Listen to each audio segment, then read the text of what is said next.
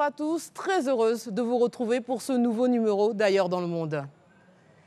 Fin novembre 2019, les militants pro-démocratie ont remporté les élections locales à Hong Kong. Ce fut un cuisant revers pour Pékin après 6 mois de confrontation violente. Le 11 janvier 2020, Taïwan pourrait suivre l'exemple de Hong Kong. Pour la deuxième fois en quelques semaines, le Parti communiste chinois va-t-il perdre des élections démocratiques à sa périphérie? Quelles seront les conséquences de ces scrutins pour la Chine continentale? Pour en parler, je suis en compagnie du politologue Dr William Agblonon et du sociologue Dr Lyle Nikes-Nelbin. Messieurs, bonjour. Bonjour. Bonjour Fatim. Et bienvenue. Merci. Merci, Fatim. Alors en prélude à nos échanges, voici un résumé très détaillé de la situation si particulière qu'entretiennent Taïwan et Pékin.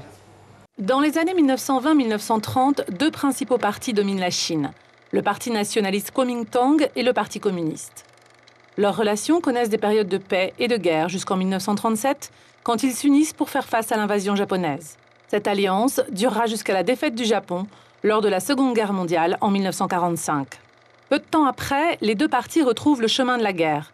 Malgré une supériorité numérique et le soutien américain, les positions du Kuomintang dans la société chinoise sont affaiblies par les disputes et les divisions.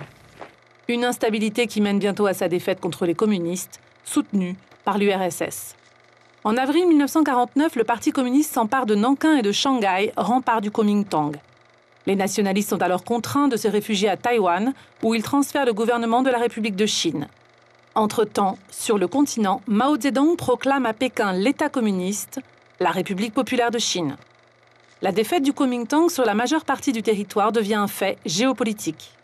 Mais les nationalistes voient leur fuite comme un expédient et refusent de prononcer l'indépendance de l'île. En effet, pour eux, c'est Taïwan qui continue de représenter la nation chinoise sur l'échiquier mondial. Cela ne durera pas. En 1971, la République populaire de Chine remporte sa deuxième grande victoire.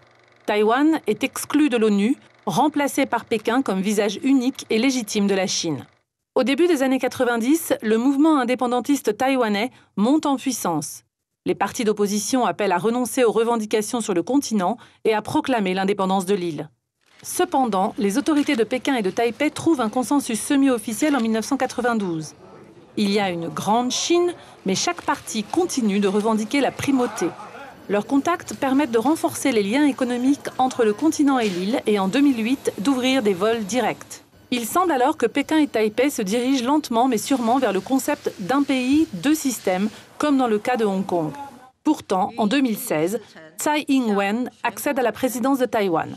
La dirigeante du Parti démocrate progressiste de sensibilité indépendantiste organise de spectaculaires exercices de défense militaire et ses proches multiplient les appels à l'indépendance. Dans le document, on évoque deux Chines, à savoir la République populaire de Chine et la République de Chine. Qu'en est-il exactement, docteur Agblonon? Alors, la République populaire de Chine, donc c'est la Chine continentale telle que nous la connaissons, et la Chine, la République de Chine, donc Taïwan. Ces deux États restent en fait les conséquences, ou du moins les restes de la guerre froide. Parce que en 1937, quand les Japonais envahissent la Chine, et puis ils finissent par vaincre l'armée chinoise, et jusqu'à la fin de la Deuxième Guerre mondiale, ces deux territoires entretenaient des relations de... On ne pourrait pas dire que ça a toujours été un même État, mais c'était des relations assez complexes dans la mesure où, en fuyant la Chine continentale, le général Chiang Kai-shek est venu s'installer à Taïwan, ce qui lui a permis de créer la République de maintenir la République de Chine contre, malgré l'invasion des communistes qui prennent d'assaut la Chine continentale. Donc, ils gardent une certaine république, une certaine démocratie à Taïwan, et pendant que les communistes prennent la Chine continentale. Donc, pendant la guerre froide, évidemment, les deux grands vainqueurs de la Deuxième Guerre mondiale, donc l'Union soviétique et les États-Unis, vont entretenir chacun l'une des deux parties. Donc, Moscou entretient la Chine, ou entretient de très bonnes relations avec la Chine, pendant que les États-Unis soutiennent Taïwan. Donc, ce qui va faire qu'on va maintenir une dualité apparente, ou artificielle d'ailleurs, pendant au moins 50 ans. Alors, j'aimerais, avec vous, Dr Lille, c'est-à-dire le sociologue, essayer de comprendre l'impact de cette scission quasi originelle entre un même peuple qui, finalement, se distingue géographiquement, idéologiquement. Est-ce que cette scission peut être surmontée, dépassée par les deux parties? Vous-même, vous avez dit, c'est le même peuple, mais à la faveur des accidents de l'histoire, tels que les invasions, tels que les colonisations, tels que certains qui se réclamaient du nationalisme et d'autres du communisme, donc les idéologies, ces peuples, à un moment donné, ont eu l'impression qu'ils étaient différents. Sans oublier que j'ai parlé tout à l'heure d'invasion, donc entre les Han qui se retrouvent à Taïwan et les Mandchous qui sont plus représentatifs en Chine continentale, ils ont l'impression... Ce sont des ethnies, là. Tout à fait. Ça, c'est lié encore à d'autres schémas traditionnels et culturels et ethniques, de telle sorte qu'à un moment donné, le même peuple a eu l'impression qu'ils n'étaient pas les mêmes. C'est vrai que l'histoire aussi, avec les idéologies, avec les croyances à des systèmes spécifiques, fait qu'il y a des différences. De telle sorte qu'aujourd'hui, même quand on pose la question de est-ce qu'ils peuvent se réconcilier, la Chine continentale pense que c'est inévitable avec le temps, puisque c'est le même peuple. Donc, c'est comme une loi naturelle que le même peuple se retrouve. On a vu déjà avec l'Allemagne, tout le temps qu'ils ont passé à l'Est n'empêche qu'aujourd'hui, ils se sont retrouvés. Donc, cette croyance peut être tout à fait légitime. Tout comme aussi, en fonction du niveau des perceptions et des croyances ethniques et culturelles et idéologiques et économiques, à savoir un pays, deux systèmes, ça peut aussi ne jamais être réconciliable, puisqu'on parle déjà d'indépendantistes qui pensent que même il faut pratiquement aller jusqu'à se séparer de la Chine continentale. En ce qui concerne le statut de Taïwan, est-ce un territoire indépendant administré par la République de Chine ou une province chinoise devant revenir sous l'autorité de Pékin? Je pense que cette question a été déjà réglée par le Conseil de sécurité de l'ONU, qui, dans la résolution 2758, je crois, en 1971, avait définitivement reconnu la Chine comme seul membre de l'ONU. Et ce faisant... Pékin, alors? Oui, Pékin comme seul membre de l'ONU. Et ce faisant, ils vont obliger les Américains qui, deux ans plus tard, vont reconnaître que la Chine du moins... l'État chinois a pour capitale Pékin et que c'est le président de la Chine continentale qui reste le président de toute la Chine. Et ils ajoutent, à partir de cet instant, que Taïwan devient une province chinoise. Donc, je pense que c'est une question juridiquement réglée. Quels sont les enjeux des élections législatives et présidentielles de ce samedi 11 janvier? Pour Taïwan, actuellement, c'est vrai que la tendance est aux indépendantistes, mais il est évident que Xi Jinping est en train d'œuvrer, il est en train de manœuvrer dans les coulisses pour renforcer tous ceux qui auraient des tendances ou des velléités à plus reconnaître la Chine continentale. Et donc, c'est à l'issue de ces élections qu'on verra les nouvelles tendances. Parce que Xi Jinping a été reconnu comme quelqu'un qui veut régler la question de manière pacifique. Il a toujours insisté sur cela. Mais il a en même temps dit que le fait de vouloir régler pacifiquement cette question-là n'empêche pas qu'il se réserve le droit d'agir au cas où. Militairement, peut-être? Tout à fait. Parfaitement, il n'exclut pas cette option-là. Un dernier mot sur le sujet avant qu'on passe à Hong Kong? Oui, je pense que les élections à Taïwan sont quand même un peu plus nuancées dans la mesure où aujourd'hui nous avons deux partis. Nous avons l'actuelle présidente et puis nous avons des pro-chinois qui ont quand même, dans les derniers sondages, font des scores très intéressants. Et il est vrai que les événements à Hong Kong influencent d'une certaine manière ces élections parce que les jeunes Taïwanais aujourd'hui se posent la question de savoir s'ils ont envie de vivre le même sort, s'ils ont envie de devoir se battre un peu comme les Hongkongais aujourd'hui. Donc je pense que ces événements vont beaucoup influencer les élections à Taïwan. Mais il y a un jeu d'équilibrisme à maintenir parce qu'il faut tout faire pour ne pas fâcher le géant chinois à côté parce que Pékin pourrait à tout moment intervenir sur l'île de Taïwan, qui reste juridiquement une province. Alors, on va s'intéresser donc à Hong Kong. Les candidats pro-démocratie ont remporté les élections locales de 2019. C'est un message sans ambiguïté pour Pékin sur le soutien des habitants à cette contestation sans précédent dans le pays. Que reproche l'ex-colonie britannique finalement à Pékin? Il y a une seule loi, il y a eu une proposition de loi qui est devenu l'élément qui a déclenché l'événement. C'est parce que désormais, Hong Kong peut livrer à tout, selon les exigences de la justice chinoise, donc Hong Kong pourrait livrer des ressortissants ou des gens qui seraient recherchés par la justice chinoise. Donc à tout moment, on peut les livrer à Pékin. Alors, pour les Hongkongais, c'est une dérive grave parce qu'ils ont essayé quand même de construire une démocratie depuis plusieurs décennies. Donc, permettre désormais à la Chine d'intervenir directement dans les affaires judiciaires de Hong Kong, surtout que on pourrait faire extrader n'importe qui pour des questions de critique du gouvernement de Pékin. Donc, pour la défense des droits de l'homme, les Hongkongais estime que la situation est grave et qu'il n'est pas de question de céder au chantage pékinois. Docteur Lille, ils ont raison de se méfier des Chinois? Bon, vous savez, aujourd'hui, c'est la démocratie, les droits de l'homme qui sont un peu l'arbre qui cache la forêt. Depuis que les Blancs ont décrété qu'au nom de la démocratie et au nom des droits de l'homme, tout pouvait se faire et ne pas se faire, et comme ils se sont réservés le monopole de la labellisation des démocrates et des dictateurs sur terre, ça pose beaucoup de soucis. Sinon, c'est vrai qu'en tant que colonie britannique, ils se sont battus pour se libérer en 1997, tout à fait légitimement, on leur a accordé ce statut-là, mais de facto, ils revenaient à la Chine. Ils revenaient à la Chine, donc vous voyez qu'ils n'auront jamais les mêmes prétentions. Eux qui ont le même peuple, qui ont une manière de gérer, entre guillemets, les droits de l'homme chez eux, ne peuvent pas automatiquement souffrir d'accepter une certaine formulation des droits de l'homme style britannique. Alors que les Britanniques, vous voyez, partir sans vraiment partir, ça peut continuer à être des systèmes. Parce que tout ce qu'ils ont concédé sur le plan économique et financier, vous voyez la place forte que représente Hong Kong sur terre, c'était pratiquement un cadeau empoisonné. Parce qu'à un moment donné, vous ne pouvez pas, si vous ne dominez pas économiquement, si vous ne maîtrisez pas les rouages économiques, maîtriser une zone. Est-ce que vous voyez? Donc, à un moment donné, c'est ce qu'il disait tout à l'heure. Oui, les activistes, ceux qui veulent la démocratie, vous voyez la surenchère. Chaque fois qu'ils veulent concéder un genre d'autonomie qui ne va pas jusqu'à l'indépendance, les gens, Hong Kong en réclament plus.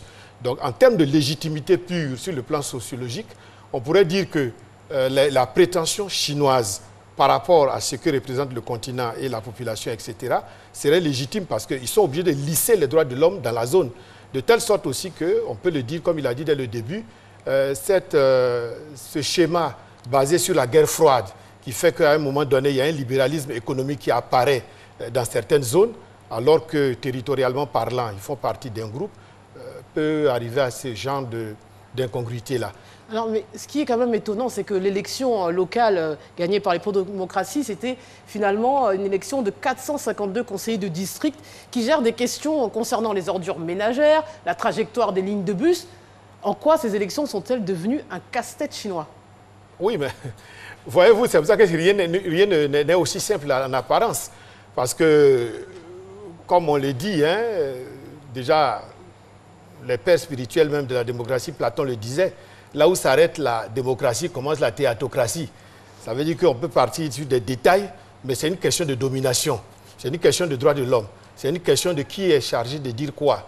Donc, à un moment donné, peut-être dans la gouvernance locale, domestique, les gens ont le droit de se gouverner, mais quand sera-t-il du prolongement de ces concessions-là?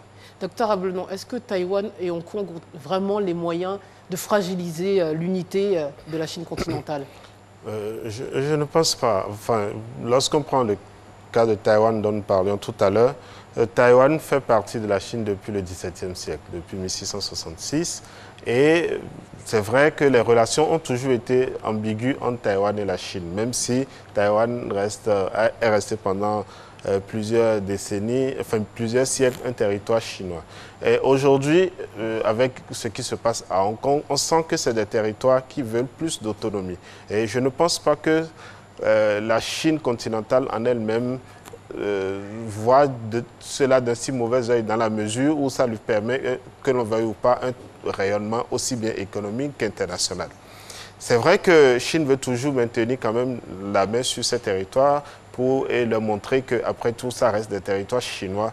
Et puis Pékin, dans la mesure du possible, essaie de positionner des hommes, essaie d'influencer la gouvernance de ces territoires. Mais je pense que si ça posait vraiment des problèmes à Pékin, il y a très longtemps, les soldats chinois seraient allés régler ces questions-là. Il a dit Xi Jinping tente une approche pacifique, pour l'instant. De toute façon, ça restera toujours pacifique et je pense que dans l'agenda de Pékin, ces territoires ne posent pas problème. Pékin a envie, par exemple, à Hong Kong, ils ont envie, lorsque quelqu'un est recherché pour des questions strictement politiques, on peut aller le rechercher à Hong Kong. C'est tout le problème. C'est les réformes que demandent Pékin. Maintenant, si ça posait de réels problèmes, je pense qu'à l'état actuel des rapports de force, rien n'empêche Pékin d'intervenir militairement sur ces territoires. Oui, mais il y a peut-être utilise peut-être une autre alternative. Hein. Parlons un peu de jeu d'influence sur cette zone.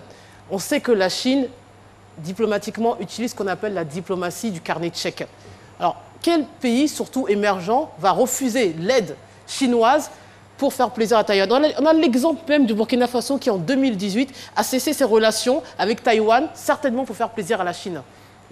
Même les États-Unis ont laissé Taïwan pour faire plaisir à Pékin. Les États-Unis s'étaient rapprochés, justement. À contrario, les États-Unis, pour défier la Chine continentale, se sont rapprochés. Donald Trump, depuis son arrivée au pouvoir, a permis à plusieurs dirigeants américains de se rendre sur le territoire taïwanais. Ils ont repris des relations commerciales. Est-ce que finalement, ça ne devient pas un chantage autour de ces deux régions, fortes économiquement, vous l'avez souligné tout à l'heure? Bon, je pense que peut-être que les anciennes puissances coloniales, les États-Unis, l'Angleterre, et si on ajoute Macao, le Portugal, ont peut-être conservé des liens économiques, des liens politiques, des liens comportementaux.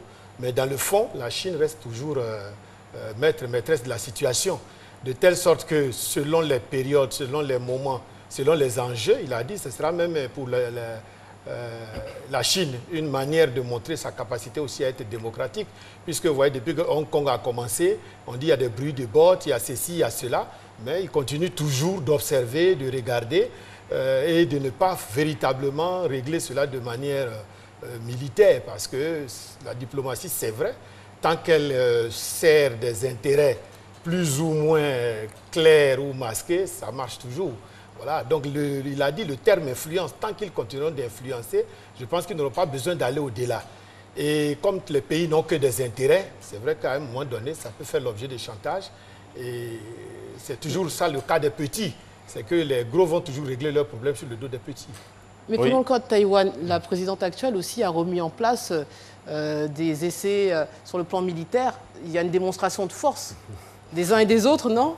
C'est un jeu de dupes auquel vous êtes habitué? Non, je pense que si ça fait plaisir à sa population, tant mieux. Mais il y a une réalité, il y a une réalité qu'évoquait tout à l'heure Dr Lille, c'est que Pékin a toujours l'obsession que l'on ne se serve de la démocratie comme moyen de gérer la périphérie. C'est-à-dire que les puissances occidentales ne se servent de la démocratie pour déstabiliser des territoires chinois. Et ça, c'est une obsession chinoise qui fait que dès que la question démocratique commence à prendre de l'ampleur, Pékin se montre très intransigeant parce que après tout, pour les Chinois et pour le Parti communiste chinois, c'est chaque État qui définit les limites de ces mutations politiques, ce qui définit les possibilités de ces réformes. Donc, il n'est pas question que demain, Hong Kong ou Taïwan imposent des réformes à Pékin. Donc, je pense que c'est pourquoi Pékin se montre très méfiant vis-à-vis de l'évolution politique de ces territoires qui, à vrai dire, sont périphériques dans la mesure où ils ont 1,5 milliard d'habitants à gérer et que sur ce territoire, vous avez 23 millions à Taïwan et beaucoup moins à Hong Kong. Donc, je ne pense pas que ce soit véritablement le principal défi de la Chine d'aujourd'hui. Sans oublier que financièrement, on dit que ce sont des places fortes financières, mais tout le monde sait que les intérêts et les avoirs et les liquidités chinoises sont tellement importantes, y compris dans ces zones, parce que c'est là aussi le prolongement de leur capitalisme, de leur libéralisme. Et ce sont les places qui leur permettent de faire toutes sortes de business sur Terre. Donc, à un moment donné, comme il a dit, il y a certains qui vont s'agiter pour la démocratie et les droits de l'homme. Ça fait toujours bien. C'est une coloration exotique en Asie. Mais je pense que le fond du débat est ailleurs. Ah, mais ça m'étonne. Vous dites que c'est une coloration. Ce n'est pas une envie profonde d'un peuple. Non. Le régime chinois reste quand même autoritaire. Non, j'ai des doutes parce que si c'est l'autodétermination, parce que les vraies luttes sont des luttes d'autodétermination basées sur des différences culturelles. Voyez-vous, quand on parle de choc culturel, quand les Blancs viennent coloniser des Noirs, ce n'est pas du tout la même culture. Donc vous voyez que ces luttes-là sont des luttes identitaires, alors que les autres luttes sont des luttes de maquillage. C'est-à-dire que c'est le même peuple qui, à un moment donné, s'est divisé. Parce que ceux qui ont perdu, à savoir le Kuomintang, donc qui s'appelaient les nationalistes, c'était idéologique, comme il a dit, la guerre froide. Il y en a qui voulaient être communistes, ils se sont mis avec les Russes. Donc ça concernait les paysans, les laboureurs, etc. Donc toute la partie rurale de la Chine et les urbains, les employés, etc. Vous voyez, c'est le même peuple. Donc à un moment donné, logiquement, ça ne pourrait pas aller loin. Parce que ça peut être des aspirations de démocratie, mais comme il a si bien dit, la démocratie prend toujours ses racines et son ancrage dans la soif de liberté ou dans l'absence de liberté des peuples eux-mêmes. Oui, et je pense, pour continuer ce que disait Dr Lille, qu'il y a une réalité qu'il faut concéder aux Chinois, c'est qu'ils n'ont rien à apprendre des autres en matière de gouvernance politique. La Chine, c'est des millénaires de pratiques politiques, de pensée politique, de réformes, etc. Donc, ce n'est pas à des États d'hier de leur apprendre comment est-ce qu'ils devraient gérer leur peuple, surtout que ces chefs d'État qui revendiquent, ou du moins se réclament, la démocratie en Chine, aucun d'eux n'a eu le mérite de diriger 1 milliard d'habitants.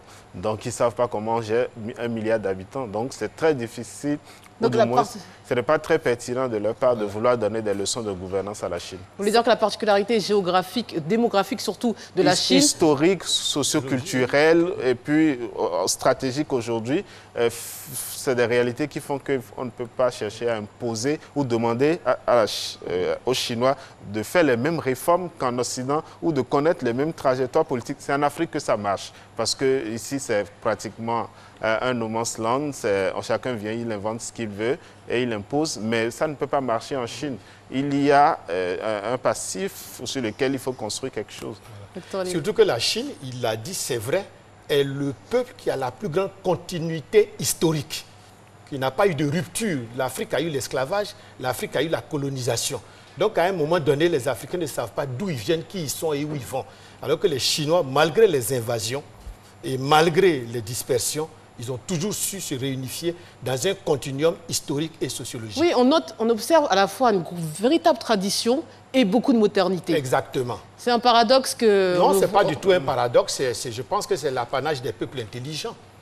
Un peuple intelligent sait qu'il vient de quelque part et il sait qu'il va quelque part. Mais un peuple qui ne sait pas d'où il vient ne sait pas où il va. Et on peut s'interroger sur son intelligence. Et oui, et puis on pourrait même apprendre beaucoup du Parti communiste chinois qu'on critique parce que, bon, on dit c'est un système, c'est un parti unique, c'est un parti-État et on n'apprend rien de ces grandes expériences politiques parce que c'est des espaces de socialisation politique, contrairement à ce qu'on observe aujourd'hui dans le monde dit démocratique, où des gens venus de nulle part peuvent devenir président de la France. Vous contredisez, ici même la semaine dernière, quand on parlait de l'Afrique du Sud avec l'ANC, vous nous disiez que l'Afrique du Sud n'est pas une véritable démocratique, puisqu'à chaque élection, c'est l'ANC qui remporte les élections. Parti communiste chinois, non, j'ai dit, à quel concurrent? Je reprends, j'ai dit l'Afrique du Sud est une démocratie à parti unique. Ça ne dit pas... Comme la Chine. Oui, c'est un constat. C'est un constat qui ne me permet pas de faire un jugement de valeur. Je constate que c'est une démocratie à parti unique. Et si aujourd'hui d'autres partis émergent, puisqu'on a vu les limites de l'ANC, si d'autres partis émergent, peut-être que ça va renforcer la gouvernance. Mais est-ce qu'on peut transposer ces exigences dans le contexte chinois? Je ne pense pas. Si c'est un parti unique qui fonctionne bien, puisque aujourd'hui les Chinois ne doivent pas se plaindre quand même de l'évolution de leur pays, donc pourquoi changer une équipe qui gagne? Moi, je pense que ce qu'il dit, on peut le ramener à la France. Hein, parce que si vous avez Macron, Le Pen et on nous parle de démocratie, il y a souci.